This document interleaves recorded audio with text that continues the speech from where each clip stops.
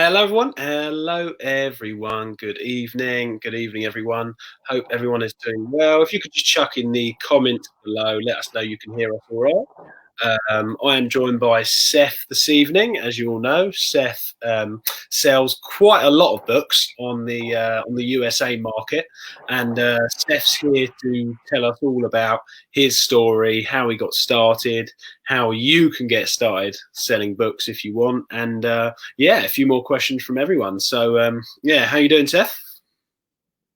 Very well, thank you. How are you doing? Yeah, all good, all good. Yeah, we got Sean here. Yeah, can hear you. Perfect. Salvatore says hello. Facebook user says yo. I'm not going to do the whole checking the phone for comments now. For people that haven't signed up to StreamYard. Awesome. That's all good. Great. So yeah, a few people have signed in. So perfect. Seth, if you just want to take it away and just sort of just tell us a little bit about your story, I suppose, and a little bit about your background, if you don't mind. Yeah, sure. So I've been selling on Amazon since January 2018. It all started when I stumbled across one of Matt Webley's videos on YouTube. I was pretty sick of a corporate desk job that I worked at in London. I'm based in London, and I just wanted to get out of it. I've researched all sorts of business models like email marketing and crypto and forex trading and stuff, and it all seemed a bit beyond my reach, and I wasn't really sure how to go about it. And I saw one of Matt's videos where he just quite simply said, it was like a 5-minute video, him explaining how you could go down to your local retail store, Argos or something, which happened to be 50 meters from where I used to live. And you can go in there, you can buy some toys, and you can resell it on Amazon for a profit. And I was like, hang about, that's something that I can do literally tomorrow. I can set up an account. And I thought that is what I'm going to do. And I just went from there. And fortunately, my grandmother actually gave me £5,000 for Christmas, that like the 2017 Christmas. And I was like, well, I've got to do something with that. That's kind of what sparked off all the wanting to start a business thing. And I thought, well, I'm just going to pile as much money, well, all that money into buying stuff from retail stores and flipping it.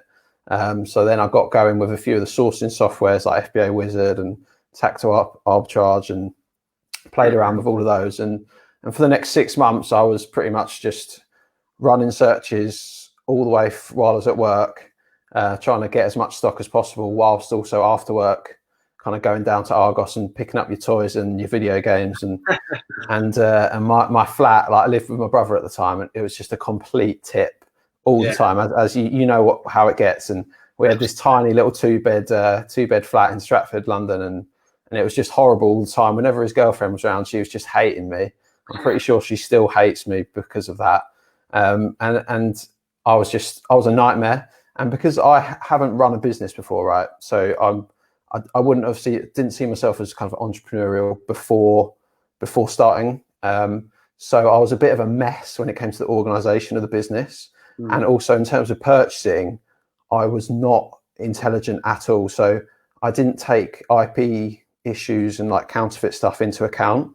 So in June or July, I got stuck with a few like intellectual property rights and like counterfeit claims, and they were legit, because I was accidentally buying video games off eBay which weren't real, and then I was flipping them on Amazon, and then obviously a few customers complained, but I had no idea because they looked like they were good quality, and I just hadn't done my reading on it, and I didn't realize that you couldn't do that, like that they were fake. I just thought they looked legit, like they had the Nintendo seal on the games, these Pokemon games, and I was like, yeah, I mean, the profit looks good, the margin's good, and I just didn't think twice. You know, I probably just like wanted to quit my job so much that I thought, you know, I'm just going to flip this and not really think about the consequences. So I ended up getting banned on my UK account. I think this was like July 2018. And I've still got like $6,000, whatever the pound equivalent of that, in my UK account waiting to be dispersed. Wow. So I'd plunged that 5K in all my other savings, and it was all stuck in this English inventory and Amazon, obviously, disbursement. And it was stuck there. There was nothing I could do. I could sell it in drips and drabs on eBay. And then whilst this was all going on, So I was quite heavily in the hole in terms of debt wise, like taking money out on like the 0% credit cards you get, which you can pay back in like 2 years. I'd maxed out a couple of those to like 14 grand as well. So I was probably like 25k in the hole. And luckily, I found this software called Zen Arbitrage, which is kind of like Tactical Arbitrage or FBA Wizard, but it's solely for books on the US market. I found it through like a YouTube video or something. I got on the guy's like email marketing chain that runs it. This guy called Peter Valley, and I ended up emailing him. I was like, "Oh, this is interesting, but like I'm struggling because obviously I'm from the UK and I'd love to get involved, but I can't." And then he replied saying, "Oh, that's not an issue. I've got plenty of English and like European customers." And I thought, hang about, how's that possible? Do they live there? Or, like, what's that about? And he just said, "Oh no, we just use a prep service." And before this, I had no idea what a prep service was. Well, I did actually, because I knew there was UK ones, right? But I guess I hadn't made the connection that I could use one in the US. And I never used a prep service while I was selling on the UK, just because maybe I was being a bit too much of a control freak, or I just never got round to utilizing it. So then this guy emailed me. We had a bit of back and forth, and he was just saying, "Yeah, I'll hook you up with this prep service in Virginia. You can send your books over there, so you can buy books on Amazon, on eBay, and other retail like online sites where you can buy books in the US. You ship them to the prep service in Virginia, and then they'll list the books, they'll grade the books, and then they'll send them into Amazon for you." And I thought, well, yeah, I mean, I can definitely do that. So I pretty much, with like the remaining cash I had, which wasn't actually that much because I was like quite invested in the UK market, which I couldn't sell on. I just like ferociously dived into this software, and pretty much every day before work, I was getting up at like 5, sourcing for 3 hours. I was coming home, sourcing until 11 p.m, going to sleep. Like all I was doing was just sourcing books for like 6 months straight. And I was just obsessed with it because in terms of the UK versus US market, people in the US buy books, like students. I mean, I don't even know some of the people who buy my books, but people love books in the US, right? And I think it's because there's so many students out there. They've got like big loans and they're happy to pay. And I was just finding so many books that you could buy for say $10, $20 and sell for $50 to $100. And it was just happening regularly. Wow. So I just thought that I'm onto something here. I've struck gold, and I'm just going to keep mining this gold. And I've got it to a point now where I'm probably going to do 500k in sales this year, 25% kind of net margin, net profit like on that. And it's pretty bonkers, really. I've just taken it from small beginnings, and I've just grafted really hard to get to a point where I've got about 1,500 books in my inventory. And yeah, I mean, I think on average sale of each book $70. So it gives you an idea that books sell for quite a lot in America. And yeah, the average price I pay is about $20, $21. So I know that every time I sell a book, every time I check my Amazon seller app, I've probably made like $25 profit every time I sell a book. Wow. And the sales go up massively in January and August because that's when textbook season is. But yeah, hopefully that gives a bit of a good background about. That's just so crazy, like that. Yeah. You've just completely set the scene, and there's just so many things that myself and I know everyone watching is dying to ask within that. So that's absolutely awesome. You set the scene, like great numbers, etc. Now I suppose what we should do is go into like the opportunity and like and what you actually do. So like the whole process. So obviously you started selling on USA. How do you, if you want to start selling on it, how do you start? Like what's the process? Sure. Yeah. So I don't know 100% if it's as easy as it was when I started, because obviously this was 2.5 years ago. Course, but from what I remember, all I had to do was plug in. I was a limited company. I had to just put in my company reg number. I set up a business bank account with TransferWise. You can use someone like Payoneer or World First, but TransferWise is really good for me. You plug in the bank account number, like your details for that, and then and your business address, and I was pretty much away. Unfortunately, because the US and the UK they're different business entities, so the banning on the UK didn't affect the US, which I'm quite lucky with. But so yeah, once the admin of setting up was done, all I had to do was sign a contract with my prep service just to say that they can take control of my books. I had to give the prep service access to certain parts of my account, like you might to your accountant, and then I just started with this software, this particular software called Zen Arbitrage scans Amazon listings. It's a big database that scans all the listings, and it will show you opportunities where the lowest merchant fulfilled price. There's a big difference between the merchant fulfilled price and the FBA price. Yeah. And you'll jump in on that. You'll check the book on the Keeper chart, and if you think that you can buy the MF book for say $10 and sell it for $50, you'll do that, and then basically that is it. Rinse and repeat. Do that thousands of times and you'll get to where I am, kind of thing. But obviously not just on Amazon. There's plenty of other sites, but this particular software just focuses on Amazon. But what you do is you'd go on Amazon and you check that book to a book comparison site. I use Bookfinder, and then that will show you the cheapest book, because Amazon's not always the cheapest book, right? So then you'll go and buy on another site. And then once you've bought that book, as I said earlier, you send that to the prep center. You've got a shared spreadsheet, Google Sheet, with the prep center. They'll tell you whether it's arrived and in the condition that you tell them. Yeah. And then once you've had enough books come in, maybe like 50, 100, they'll send that in. Obviously, they'll do all the listing.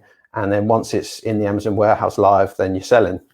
And you're laughing if you've been buying correctly. Just to clarify again, so you need to set up a TransferWise account or something similar is that to purchase from the retailers in America? Yeah, because you need, obviously you can pay with a British debit card if you want, but you're going to get absolutely screwed on the exchange rate, and you might have to pay like 50p per transaction. So I've got, obviously you can use Monzo, you can use any of those like bank cards to buy with. Yeah. But what I was referring to there was you need to have a US dollar bank account for Amazon to be able to pay you, right? Yeah, sure. So I chose TransferWise because their conversion fees and transfer fees are pretty good. Yeah. So you stick a load of money in there, and then you're going on to this. What was the book site called? It's called Zen Arbitrage, the one that I used initially. Yeah. And then you go onto there, and then you're sourcing. Obviously, there's more to this, but then you're sourcing books through that, basically. Yeah, exactly. Yeah. Okay. You can build a business just on that software, essentially, like similar to your FBA wizards or your tactical arbitrages, or even there's similar to a kind of a deal sheet, isn't it? The deals get sent to you. You choose whether to buy them or not. And and then you can click onto all of these American sites through the UK servers. You don't have to have specific servers for that, really. No, it's fine. Yeah, that's not a problem. So awesome. And then you go onto that, and then it's literally, and then you're just sending that to the prep center in America, just like you would normal online arbitrage, basically. Yeah. Exactly. Wow. Yeah, the process is exactly the same. The only difference is that, for me anyway, in terms of the book market in the UK, the sales velocity is just ridiculous amounts faster, better, more profit. Like, for example, so in the UK, if you're a bookseller, you don't really want to be buying books with an average sales rank above 200,000-300,000, because they start to not sell very quickly. And obviously we know that in this game, the inventory turn rate is crucial. But in the US, you can buy books up to 800,000 rank, and they'll sell potentially in a month, maximum 2. Like, I buy books which are 2 million rank, 3 million rank sometimes, and they all sell. They'll sell, and there'll be better margins because no one's looking at those books. So that gives you a little idea about kind of the opportunity there, the scale. Like, the way I see it is like there's a massive pie to be eaten. I cannot eat it all. There's so much there. There's so much opportunity in the US books market. I'm sure there is in other categories as well. But for me, because books is zero VAT as well, and I just love books. So it's worked out quite nicely that that's the niche that I've gone for. But it's just a great one to get into because there's just so much variety, and you can get quite creative with your sourcing. And It's so Yeah. exciting. It's a massive opportunity that I'm genuinely like really interested in getting involved in. So it's great to have you sort of talk about that. So when you say like these sites, first my first question is like, is there some sort of thing called a deal sheet for books? Is there deal sheet for books in the USA, or is it you have There is actually yours? there's one service that I know of that is essentially a deal sheet. They send you a spreadsheet of loads of different ASINs per day. It's not necessarily quite as curated as one of the Yeah, deal sheets in the UK, maybe, but I think that's probably something that's not done much, because I do actually only know of one, maybe a couple actually. There's another website where you pay a couple of dollars per lead, something like that. But but no, yeah, I mean, no. But generally, you're going to manually source them yourself. Yeah, yeah, because I think that's because there's so much opportunity. I think you'd be missing out if you were just relying on one thing like a deal sheet, because there's just yeah, so many books there, and it might just be my personality as well. Like I want to go hunting for the gold, just because that's the way that yeah. Yeah, I quite I enjoy way that. up. Yeah. Exactly, yeah, it's fun, and you get a buzz. Train up a VA or a few VAs to do it eventually, couldn't you, if you wanted to? You certainly could, but I say to people just starting out, you want to spend at least 6 months in the trenches, because there's a lot Oh, of nuanced book knowledge that you need to acquire yourself, and you can't, like, I could teach a VA certain things that someone obviously who's been doing it for 6 months can't, because I've just got yeah. So it's a tough one, isn't it? You definitely can teach it. Anyone can learn anything, but I think there's probably a reason I'm doing the numbers I am, because I've just been willing to like graft out.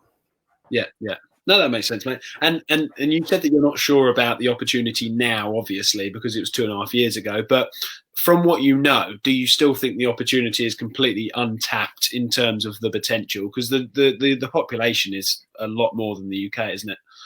Yeah, I mean, I think it's nearly 400 million, is it? Something like that. Crazy. 360, 380. So, and they spend more. They spend more than the UK customer. So you've got more people, and you've got more people spending more. It's just So honestly, I'm so excited. I'm definitely going to give it a go. I'm definitely no, you going to. should do, because and in terms of saturation, there are every year there's obviously more FBA sellers Yeah, coming on the listings, and it is becoming more saturated. But cream always rises to the top. So if you're willing to put the work in, you're willing to learn, you will be able to do big numbers on the US book market. Like, I have no doubt about that, yeah, because a lot of the new sellers that are coming in, they won't be here in 6 months' time, yeah. because they would have given up. So yeah, it is getting harder each year, but so is everything, isn't it? Yeah, absolutely. Yeah, I You've still just think got to be willing. opportunity all over Amazon. Like, I don't know if you saw my Yeah, earlier, but I've just almost sorted out that distributor deal, and it's just like you only need a few deals out of a deal like that, out of a few of your books, out of whatever anyone's doing, to actually just go mad. Like, you know what I mean? Like, we've yeah, them products that just sell straight away, and we wish we bought more. Like, but I feel like you can definitely find them products. From my past experience, you can find them products that go mad all the time, and find a distributor or a supplier for them products on loads of different lines. It's just going to take time, isn't it? And that's yeah, what I'm totally. excited about Amazon. Yeah, it's just like, Yeah, and just the fact that also we've got to remember that Amazon's still in its infancy. It only started making money a few years ago. yeah, It's like not even got going, because the online market's so small. yeah. Sorry, go on. It's in like 17, 18 countries now. Like, hardly any. Yeah, but in terms of like online sales versus offline sales or whatever, Yeah, Amazon's still got a way to go to like penetrate the full market. So yeah, the way I see it, we're getting yeah. we've got to ride the wave, and there's plenty of wave left. Yeah, absolutely. When people say it's like, Amazon's really saturated, I'm like, yes, it is in certain areas, but it's like, you just got to move into a different area, haven't you? Like, Look, as long as you're not selling, 90-day like journal self-help books on the private label market, you'll be all right. Don't do what everyone else is doing. that's the problem, isn't it? Yeah. Yeah. Yeah. But no, cool. So if you don't mind me asking, what sort of sites do you source from? Is it like eBay? Is there certain sites? Now, I don't want you to give away all your secrets, but like, if you could give us some sort of idea of the sort of sites you source from. Yeah, Um, sure. So yeah, the thing with books is that there's actually only a few sites on the internet that you can source from. So it's quite common knowledge where everyone sources from. Right. So I don't mind saying that I can only source from certain sites as well, being a UK based citizen. So there's some sites I'm actually limited. So there's some sites that you have to be a US citizen. You have to plug in your address, and I wouldn't be able to put in my prep center address. So I can actually only buy on Amazon, eBay, a website called A Books, which is around in the UK, and a Libris, which is also UK. And then there's a website called Biblio as well, which I don't really buy as many books from, but it's good as well. So it's pretty much those top 5, and that's it. And that's because all the big booksellers mainly sell on Amazon and eBay. So most of my purchases are on those two. So it kind of simplifies things, makes it a bit easier. But because the book market's so wide and there's so many different books, that's where it gets tricky, because you've got to that's where you start mining and you start looking for the opportunities that people aren't looking for. But I like it because it's simplistic for me.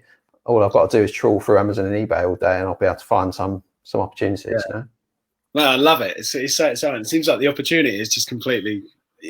Obviously it's tapped, but it's completely untapped compared to probably OA in the UK at the moment. Maybe it sounds. I would say so. Yeah, and like you can have different strategies. You know, you can kind of go for the books which are much higher rank that will take longer to sell and just buy loads of them because they'll be cheaper, or you can just focus on the faster selling books. Maybe you just go for like a smaller profit margin, but you know they're going to sell. And you can also do buy and hold before and just after the textbook seasons, because you know you're going to get books a lot cheaper, like right after textbook season. So you can do kind of what certain people in the UK do in terms of like hold for Q4, right? So in books you get the opportunity to hold for two Q4s, essentially the equivalent. Wow. Because like to give you an example, I did 90k sales in August, but the month before that was like 40. So it like over doubled, just because the students are like busily trying to get all the textbooks in that particular month. Yeah, sure, yeah.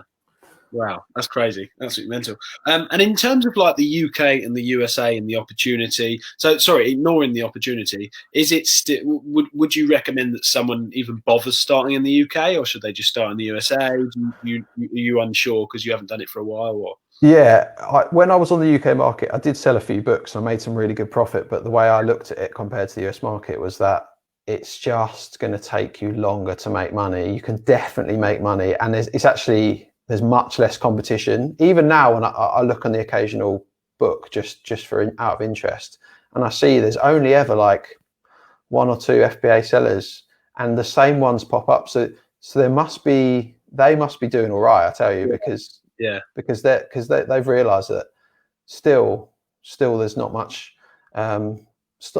competition. For example, I used to use FBA Wizard, and there's like a video tutorial, and the guy that runs it was saying, oh yeah, books is like really like no one takes advantage of books. So I thought because of that people are going to watch it and start getting on it, but no one seems to.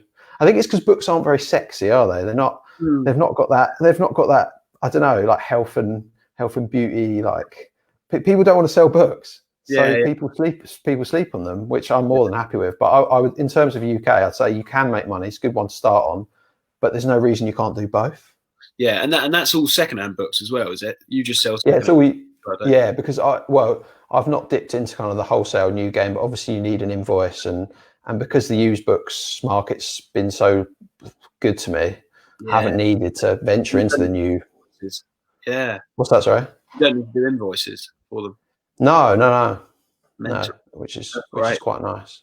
That is great. So I'm just thinking for myself, it would be good to just probably just test the water in the UK with a few secondhand books. So would you say places flipping them from like eBay to and then to the prep center to Amazon, and then you could find other places in the UK, and then sort of expand into America, couldn't you? It's exciting. Yeah, no, totally. Because I mean, the good thing about the UK is that you can buy so many books for £3 that will sell for 20, 30. So the good thing is that you're kind of de-risking the business model a bit. You can easily dip the water in, send a couple of 100 books in, and what's that cost you? Potentially like £1,000. Yeah, which is totally worth it in the long run, because it could become something massive for you. So yeah, I always advise people to start with books, just because it's a great learning curve for Amazon anyway. Full stop. Like it can take you into so many. I'm going to give down you so a many go avenues. in your group for sure. Nice.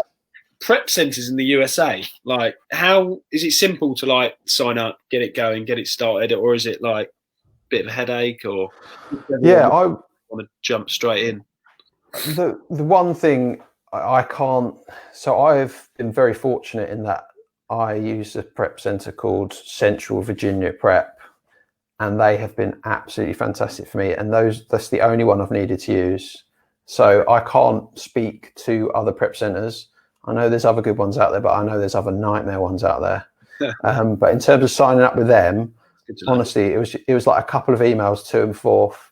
I signed a Google Doc contract with them, and then they set me up with a shared spreadsheet. And I was away within like a day or two, and I was sending books to them straight away. So probably from first email contact with them, within a few weeks, I had books in Amazon. So wow, it was easy. It was great. Yeah, and so I've not got as well. Just another question, which I think might help. Is it are they all individual items that you sell? Can you ever buy books more than one? Because they're all second hand, aren't they? Yes. So sometimes you can buy 10 of the same book. And I bet that's like a gold one, isn't it? But it's rare. Okay. Sometimes mega sellers will just happen to have 10 or 20 books in stock, but generally I'd say 90% of my orders are just buying the one book. Right. So okay. And that's another reason why it's kind of different to your UK market, like in other categories, because you don't have to factor in being able to sell all of them, because it's almost like the used book's a commodity in a way, because in terms of replenishing it, you don't actually have any idea when that's going to be replenished, because it all depends on whether a library or someone hands it into a charity shop or a thrift store, which they call them in the US. So yes, it's completely, I don't know. It's not like Argos getting some stock in from China or whatever. It's completely random. Yeah. Okay, cool, awesome, that's great. What sort of ROI do you look for usually? I don't really have like a set.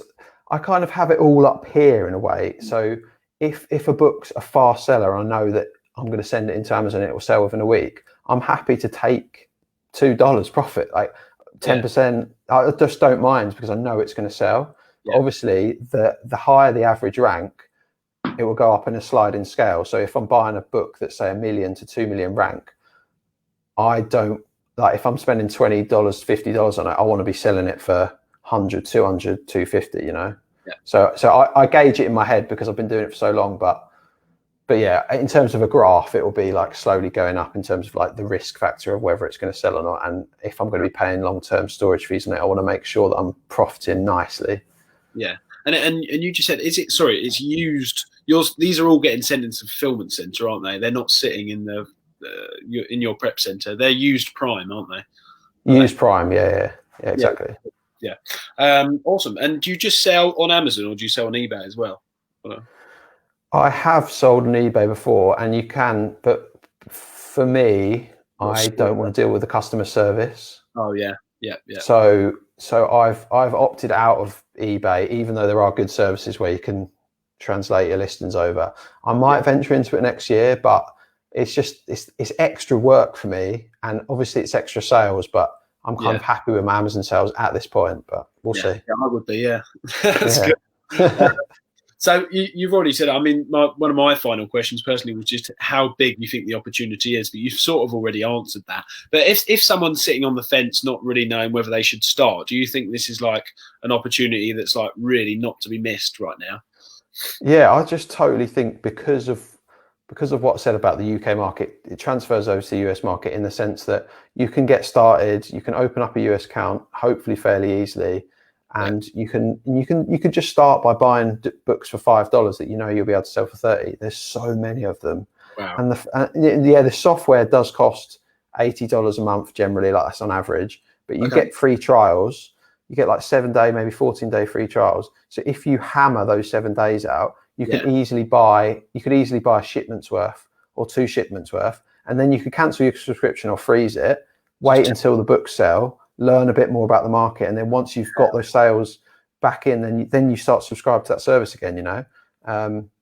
Crazy. So that's why I would say it's an opportunity that people shouldn't be passing up, because it's such a good one. It's such a good one. And honestly, in my second year of doing it, which, you know, I started in July 2018. I didn't do very good sales that year because I was just learning it. But in the second year, so 2019, $450,000 sales. And I've kind of got it to a point where I don't actually spend all day sourcing. So like I do have a life. I didn't to begin with, but I do now. And like because for example, I've got 5,000 keeper alerts set. So wow. So every time I get an email in my inbox from Keeper, generally it's a good book to buy.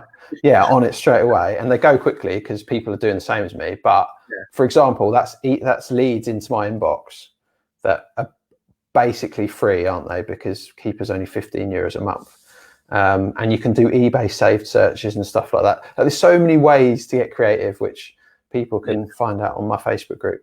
But yeah, like it's all there. It's all there to play for, really. Yeah, while you've just reminded me, by the way, I'll get Seth to put a link to his Facebook group in the comments, so you can all obviously join it afterwards if you're interested. But no, that's really interesting. So just a sort of final question from me, what you just said about obviously the competition, is I assume it's not a case of all the books getting sold straight away before you get a chance to look at them, though. There's still lots of books to be found, is there? You can't. What do you mean? Well, I mean, some, you know, so you don't look on eBay and then you realise that, you know, all the books are sold before you get a chance to look at them. So. Oh, right. Well, yeah, the best ones will go pretty quickly, but you start to get a feel for that. You will see the same sort of titles come up because there's certain popular titles, and you'll know, like, you'll start to get an eye for it. You'll see a book cover and you think, oh, that's worth $60, and it'll be being sold by a bit mega sell of 20, and you'll know to get on that straight away. And that's where the like learning and the knowledge comes in. Right. But yeah, the best ones do get snapped up quickly. It's the same as the best stock in Argos gets snapped up, doesn't it? It's the same because people know where the good deals are and the bargains. But because there are so many books being listed every single day, you miss one opportunity, another one will come up in 5-10 minutes. Yeah, so it's nothing to worry. I kick myself sometimes when I miss a good one, and then 20 minutes later, it's another one. Like, you know, it's fine. It's fine. That makes sense. Okay, right. Let's look at a few comments. That's all my questions. Let's look at a few comments, and then I've got some questions that were already on the comments on the group, and then we'll look at the questions on this group so far. Sounds good. Sorry, so let's just do that. Got to go onto Facebook on my phone just because StreamYard, those that aren't signed up to StreamYard, I can't see who's writing it. So let's have a look. Yeah, cool. Let's have a look. So Luke says, does Seth have ROI profit margin on his books, which you've already spoken about? Luke says, whoa, 500k sales. Does he need an assistant? Maybe. Do you buy multiple of the same book or one-off? So I've already answered that, actually. But yeah, on that question, that does actually depend on obviously the average sales rank. I won't buy 10 of a book if it's too high, but I will happily buy 20 books if it's something that's clearly selling well. You know, it's just take each one as it comes, kind of. Yeah, got it. Cool. Hi, Natalie. Mohammed, hello. Natalie said she wants a granny like that. Yeah, she's a bit of a legend. Yeah. Awesome. Yeah, Z says, what tools do you use to assess the potential or expected sales? So if people check out the Facebook group, they'll see that it's heavily Keeper orientated. I absolutely love Keeper. It's, for a bookseller in particular, it's just got so much data you can delve into and really get granular about whether this is a good buy or not. So that's all you need. And the great thing is, it's very affordable. So yeah. Okay, awesome. Darren says, fantastic interview, guys. Simon says, really interesting, guys. And awesome. So the Tom Kerr left a comment earlier, and let me just I I screenshotted them as well, just because I can read it more in detail. So Tom Kerr says, need to get my head around shipping loads of different individual books to Amazon. So far, I've not got many SKUs, and I'll generally send a bulk load of items in at one time. When I've got 50 plus different books, what's the easiest way for me to box and ship them for FBA? Do I individually pack them and post each book to Amazon? Surely I can individually bag each book, print, label, and post in one box. Yeah. So obviously I don't do that anymore, but when I did do it on the UK market, I did like put the FN SKU label on the back of you put it on the back of the barcode, same as you do with like video games or whatever, and I just popped it all in one box. As long as it's tightly packed, because you don't want a book kind of pages getting torn, or the ends getting beaten up, because then the condition might go from very good to good, and then you might get angry customers. But yeah, as long as you pack it up tight in one box, absolutely fine. Okay, perfect. Salvatore's got a few questions. A few questions. I'd be interested to know what categories of books are the best to focus on and the best ways to source these books. Yeah, that's a good question, actually. So a lot of people ask me that. My inventory is 85% textbooks, possibly, maybe a little bit higher, just because, as I was saying earlier, I tried to capitalize on the January and August sales textbook season. And then the other 15%, it will blow your mind how many different categories and subcategories and niches there are in books in the US. It's absolutely bonkers. The stuff people pay big money for. I don't know. There's just so many weird things. But off the top of my head, in terms of a lot of, say, comic omnibuses, so like the big thick comic things. A lot. I think I cut out there. A lot of Bibles and all sorts really. But there's no particular category that you would choose. You would just find what's profitable, and you'll follow that scent. Okay, follow the scent. Yeah, follow it. Yeah. What does he do with his dud books that are not worth selling? I've got several boxes to get rid of.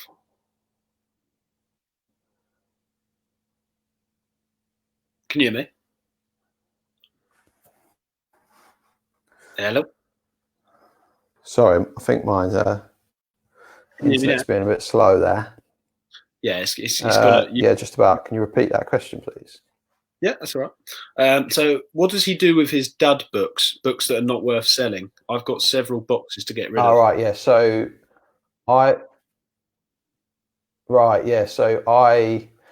have it set up where if the books are going into long-term storage fee, which are obviously quite high, I just have Amazon dispose it, and I just put that down as it's just like lost revenue, essentially. Okay. But I make sure on the buying side that I'm analysing keep so much that it doesn't happen very often, and it's a very small amount of books in the end that I have to dispose of. Okay, awesome. So it's a rare thing that happens, but if it does, you just let them dispose of it. Can you hear me? Hello? Oh no, signals. Hello? So yeah, I'm here now. You're here now. Perfect. Awesome. So how do you determine which books to send into? Yeah. Can you hear me? Hello? Yeah. Oh, yeah, got it. How do you determine which books to send into Amazon and which to sell MF to avoid long-term storage fees?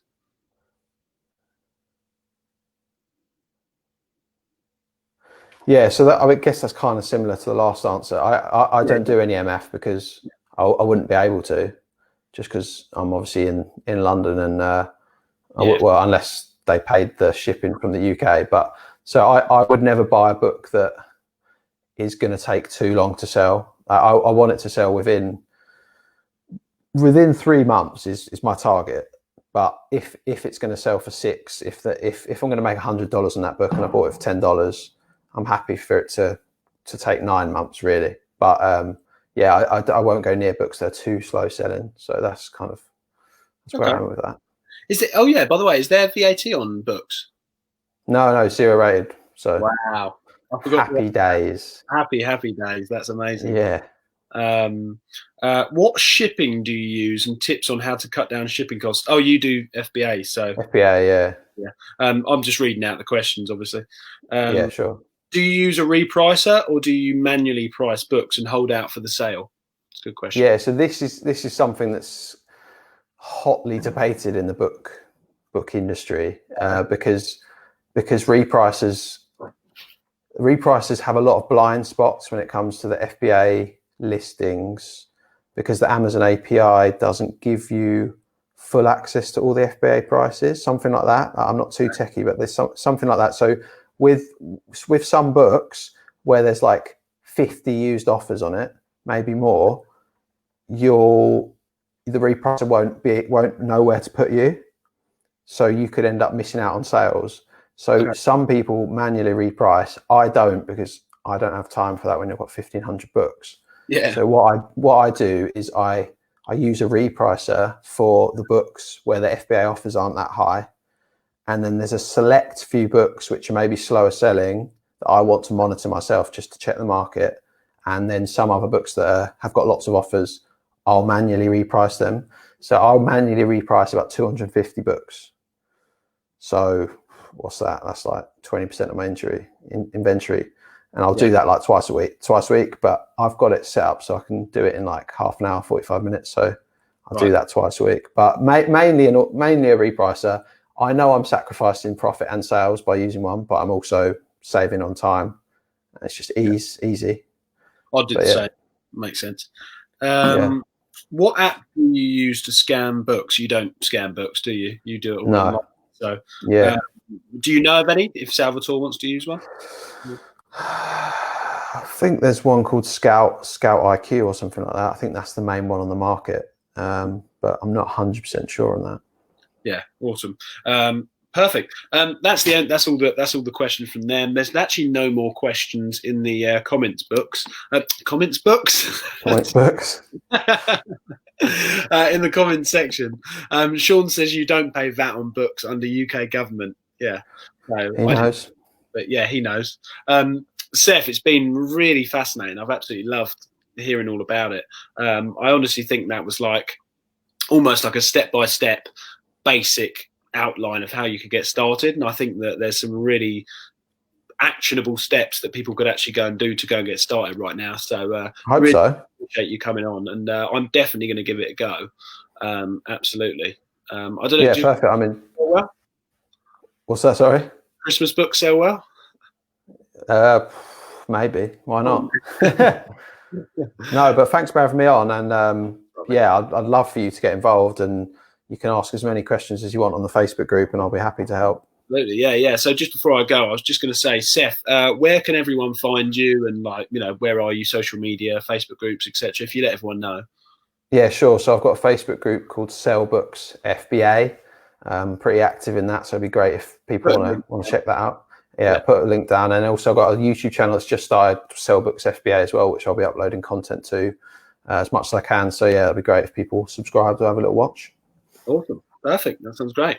Seth, it's been awesome. And once again, thanks so much. And I'll look forward to posting my results in your group. Nice one. Thanks for having me. Speak to you soon, mate. Cheers. Bye. See ya.